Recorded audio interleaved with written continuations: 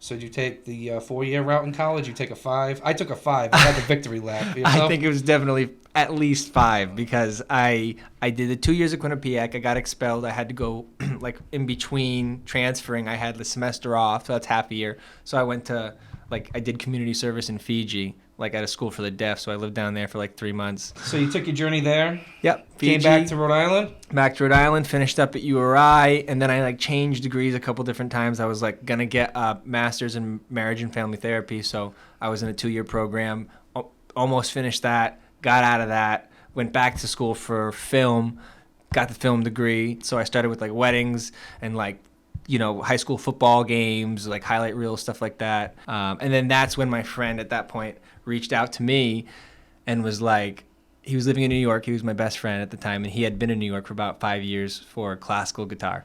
And he was like, I want to move back to Rhode Island. My mom can be our first patient. She has Lyme disease. At first I said no. He had to talk me into it because I was happy doing the film stuff. So I thought about it for a while, and I was like, I should just try it. I don't have to say no to film now, and I can take this.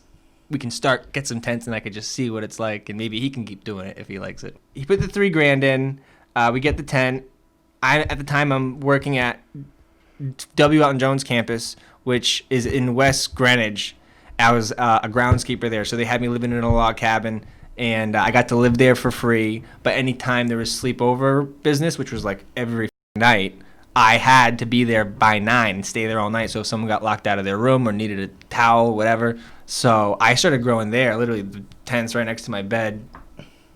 Keep it close. It's easy. Yeah, and the funny thing is that the back of the back of the cabin was this big closet, this huge, the whole, a quarter of the building was a closet in the back that was used by the cleaning crew, for all the cleaning ladies, and they went in and cleaned the hotel rooms.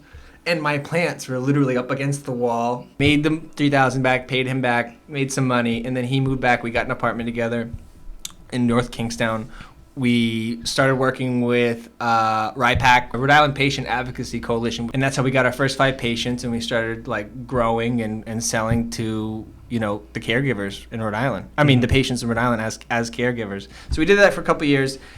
And then he went back to guitar. I kept growing, and I got my own house and just kept with it. And then did that for years. And then finally Rhode Island rolled out the cultivator licenses. And when they rolled those licenses out, I was already trying to start a co-op to sell to the dispensaries, because at the time that's what you would do. You'd find another caregiver, get a co-op, and then you guys would grow. Go to the dispensary. Exactly, sell to the dispensary. So we were setting up to do that. They announced the cultivator licenses. Co-op's no longer legal. So we had to change around everything we were doing and, go for the cultivator license. But that's kind of how it all happened. So that's how Mammoth was formed? Yeah.